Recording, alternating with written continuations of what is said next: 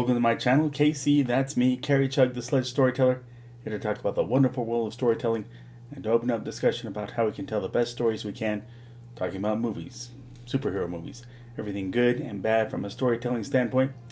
The more closely you look at the producer team of father and son Alexander Selkind and Pierre Spengler, how they handled things from the beginning with the Superman franchise, the more you call Superman 1 and 2 Miracles, and Superman 3 The Initial and Inevitable Downfall. They produced two good movies in believing the potential of Superman as a movie property, and hiring Richard Donner as a director whose vision and story scope turned out to be apparently too big for their production scope and budget expectations. And as much as I like any cut of Superman 2, a close look at the theatrical cut kind of reveals the cracks that began to form in the foundation, with the occasional gags revealing that perhaps the producers wanted the production to be campy from the get-go. That camp I referred to in Superman 2 all came from the replacement director, Richard Lester, and got amped up when he continued as the director of Superman 3.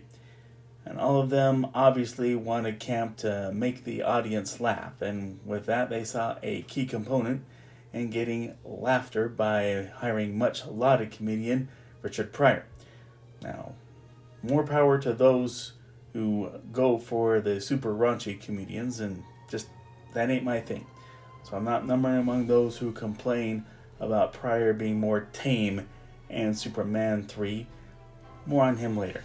But any problems that may exist with his inclusion are just the tip of the iceberg. You've got the whole start of the movie loaded with nonsensical running gags. I mean, I totally go for funny happenings in a movie that are steeped in real life, and even that kind of thing in a mostly serious movie. But the out-of-control roller skater, that had been done to death, even just in 1983. And not even a blind man is not going to pick up on the fact that he's pushing the street painter instead of being guided by his seeing eye dog, and it's an absolute prerequisite that such dog be trained to not react to any non-threatening thing that crosses its path. That disqualifies my Nicky. But, also wind-up penguins are over-the-top goofy here. And all this while the opening credits are coming in the same style as Superman 1 and 2, but in the middle of shoehorned hijinks. And, what a transition from a beloved cosmic background, and accompanied by John Williams' immortal and awe-inspiring score. Now, I guess at least you're given a good idea early on of what to expect from the movie overall. Here, Clark Kent chooses the long way to travel to his hometown of Smallville for his class reunion in a bus. This to have the plot bring him past an industrial plant on fire, facing catastrophic explosion if the acid they use gets overheated. But how convenient that Clark had to be going through there at the perfect time. I mean, this would be huge news coming from Middle America. There was this big explosion and took out most of a city. And where have you heard of that going on elsewhere, in this Superman universe? And it seems like it's going to happen here. It's going to happen randomly in this universe. But Superman, he freezes the top of a lake, hopefully not some town's water supply, and manages to carry it from one just side of it, and it doesn't break apart. And when finally it's dropped onto the raging fire, it melts instantaneously and becomes rain instead of just one big giant water splash. And so many parts of that just push your suspension of disbelief over the edge. And it's not just the physics problems here. Many as there are that come in this movie and hit you right in the nose, but also, Clark at his high school reunion in Smallville, Kansas, where no doubt his classmates are mentioning to each other, yeah, Clark's got that big job as a newspaper reporter in Metropolis. Then, there's this local bowling alley among the public. We see, and sometime after that, Superman, he is seen in Smallville around the same time, and nobody living there is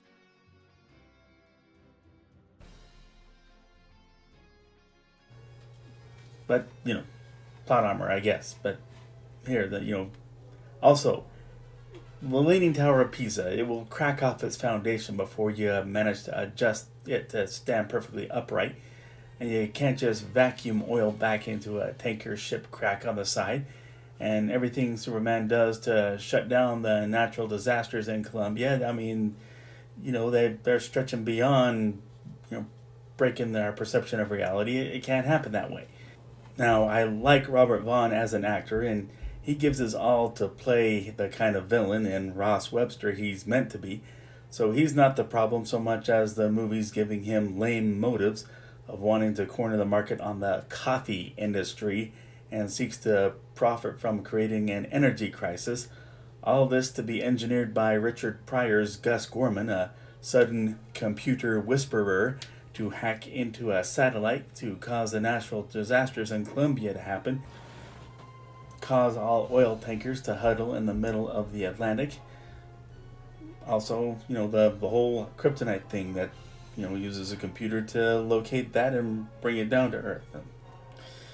But, this kind of opposition Superman faces after Lex Luthor and General Zod. Finally, if Superman 3 has a parallel to Batman and Robin's Bat credit card, it's...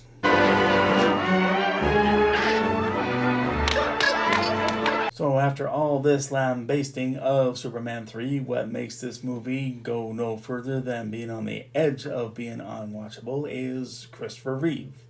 The man doesn't ever slack off from playing the part he established himself in to full extent of his talent, and so much so that this movie and Superman 4 do nothing to dim the love for him as the one and only Superman in the eyes of so many. He took on the challenge of playing bad Superman and proved his acting chops by making himself just as convincing in his mannerisms as good Superman, and the one-on-one between the two plays out in dramatic fashion. The confrontation with the big computer at the end is mostly fun. It does have issues of inconsistencies with what had been seen of Superman in the previous movies, where Superman had flown into outer space, where we all know there's no oxygen, and we don't see any indication that there are any issues there, and yet he gets stuck into a balloon without oxygen and nearly suffocates. Also, we've seen Superman break out of tougher material than that, but it's mostly fun to watch the laser beam deflection and Superman's ultimate victory over the computer with a container of the aforementioned acid. And I do kind of like Webster's sister Vera turning into a cyborg, apparent substitute for Brainiac, who apparently was originally conceived to serve that purpose, according to a lot of commentary on behind-the-scenes stuff. Now, Christopher Reeve and Annette O'Toole, they have awesome chemistry together as Clark and Lana, and it stands to reason that Annette resonated with so many that there's so much nostalgia felt over casting her as Martha Kent in the Smallville TV series. Richard Pryor, again, I'm not invested in his raunchy comedy, so while I cringe over... This cake was flapping in the wind. He was flying.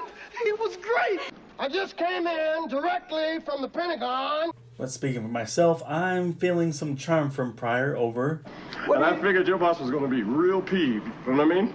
Peeved. Both peas at the same time? God damn it, this place is called Wheat King. Oh, you don't know about me and him? Me and Superman?